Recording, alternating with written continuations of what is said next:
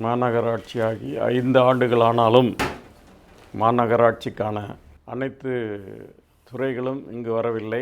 உதாரணமாக காவல்துறை இன்னும் பழைய மாதிரியே இருக்கிற காரணத்தினால இங்கு நடக்கின்ற பல குற்றங்கள் எல்லாம் கண்டுபிடிக்க முடியாமல் போலீஸ் பணி நிறைய குறைந்த பட்சத்தில் இருக்கிற காரணத்தினால அதை எதுவும் செய்ய முடியவில்லை. கடந்த 3 நாட்களுக்கு முன்பு 3 மாநில காவல்துறை அதிகாரிகளும் சந்தித்து பேசியிருந்தாலும் எந்த விதமான அதில் என்ன திட்டம் செய்தார்கள், என்ன வகையில் முடிவெடுத்தார்கள் என்பது ஏதோ தேர்தலுக்காக சேருகிறார்கள் என்று சொல்லுகிறார்கள். ஆனால் உண்மையாக இங்கே இருக்கக்கூடிய மக்களின் நலனுக்காகவும் பள்ளி படிக்கின்ற மாணவர்களுடைய வசதிக்காகவும் அவர்களை கண்காணிக்கவும் இங்கே இருக்கக்கூடிய போலீஸ் பணியிடம் குறைவாக இருக்கிற காரணத்தினால உடனடியாக இந்த தமிழக அரசு ஓசூர் நகரத்திலே ஒரு கமிஷனரேட் ஏற்படுத்த வேண்டும்.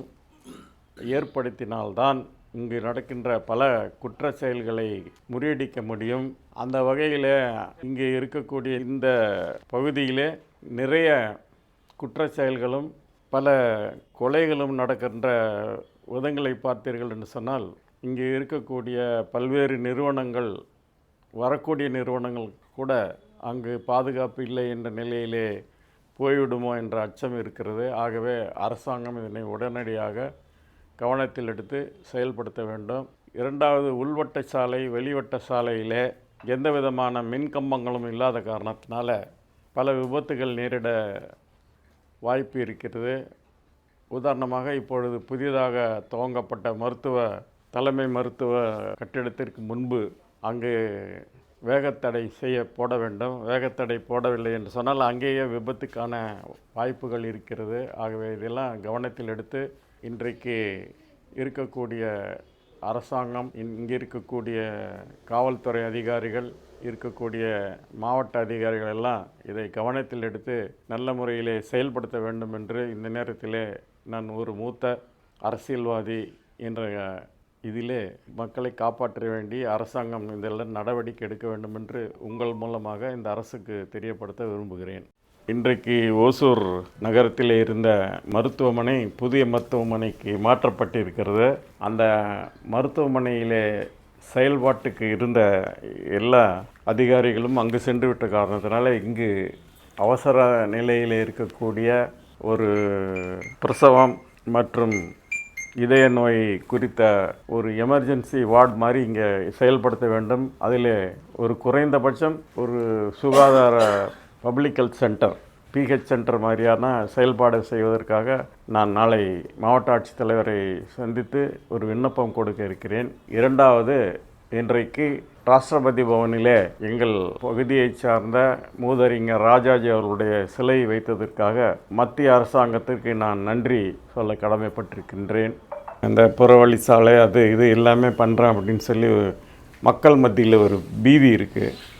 அந்த பீதியை கரெக்டாக போக்குறதுக்கான அந்த பதவியில் இருக்கக்கூடிய அதிகாரமாக இருக்கக்கூடியவர்கள் சொல்லணும். இன்னும் யாரும் சொல்லலை. நடுமத்தியில் இந்த இந்த இவங்க இருக்காங்க இல்லைங்களா, நில தரகர்கள், அவங்களுடைய இது ஜாஸ்தி ஆயிடுச்சு. அவங்க தான் ப்ரொவோகேட் பண்ணுறாங்க. ப்ரொவோகேட் பண்ணும்போது இந்த விவசாயிகள் தங்களுடைய ஆதாரமாக இருக்கிற நிலம் போகுதுன்னும் போது அவங்களுக்கு ஒரு இது வருது. அதை ப்ரொவோகேட் பண்ணி விட்றாங்க. நான் முதலேருந்து சொல்கிறது நம்மளுடைய இன்டெலிஜென்ஸ் ஃபெயிலாக இருக்கிற காரணத்தில் இதெல்லாம் மேலே போகல. முதல்லலாம் நாங்கள் இருக்கும்போது பார்த்திங்கன்னா பொலிட்டிக்கலுக்கு ஒரு சிஐடி இருப்பார்.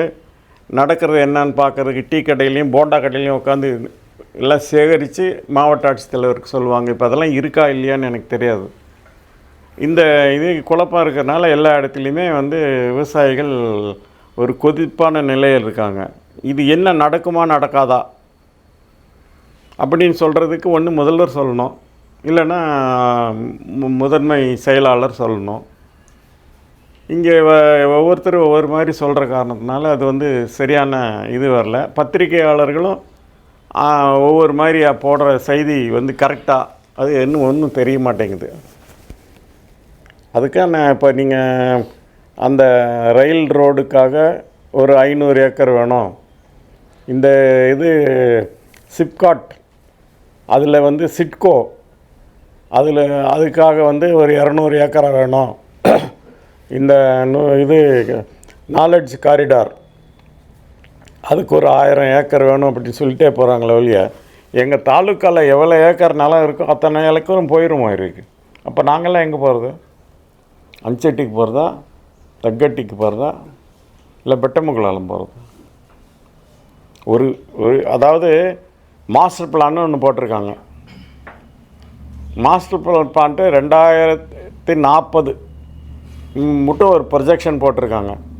அந்த ப்ரொஜெக்ஷனில் இந்த இது சேட்டலைட் டவுன், இந்த இது ஏர்போர்ட்டு, இது எல்லாமே அதில் கணிக்கலை. அப்போ அரசாங்கம் அவங்க போடுற மாஸ்டர் பிளானுக்கும் இதுக்கும் என்ன சம்பந்தம்? அப்போ இப்படி அரசாங்கத்தில் ஒரு துறைக்குமே சம்பந்தம் இல்லைன்னு சொன்னால் எப்படி நிர்வாகம் நடக்கும்? இதெல்லாம் முதலமைச்சருடைய கவனத்துக்கு போதா இல்லையான்னு தெரியாது.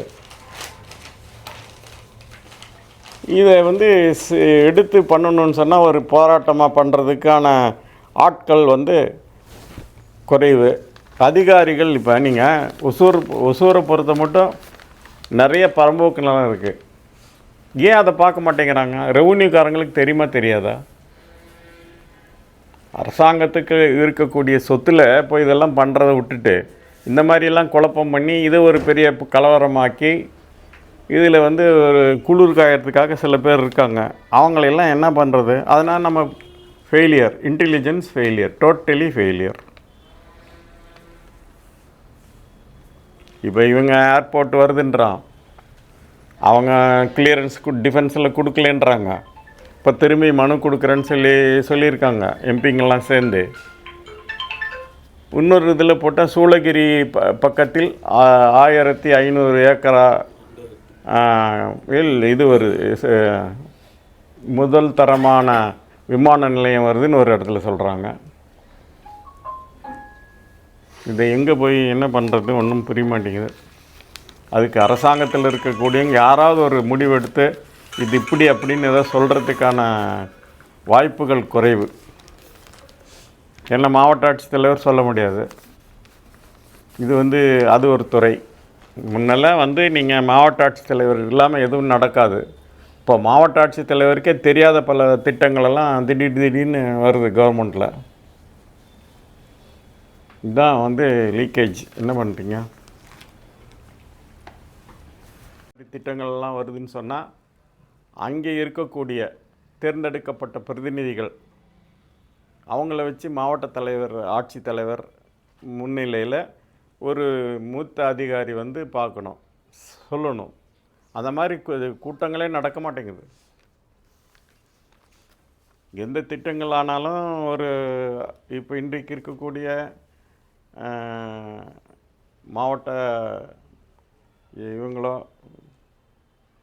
பாராளுமன்ற உறுப்பினர்களோ இல்லை சட்டமன்ற உறுப்பினர்களோ யாருக்குமே எந்த விதமான இன்ஃபர்மேஷனும் இல்லாமல் ஒரு தனியார் ஏதோ நடக்கிற மாதிரி நடந்துகிட்ருக்கனால இவ்வளவு குறைபாடுகள், இவ்வளவு சிக்கல்கள் வருது. அந்த இதை யாருக்கு சொல்கிறது ஒன்றும் புரியல.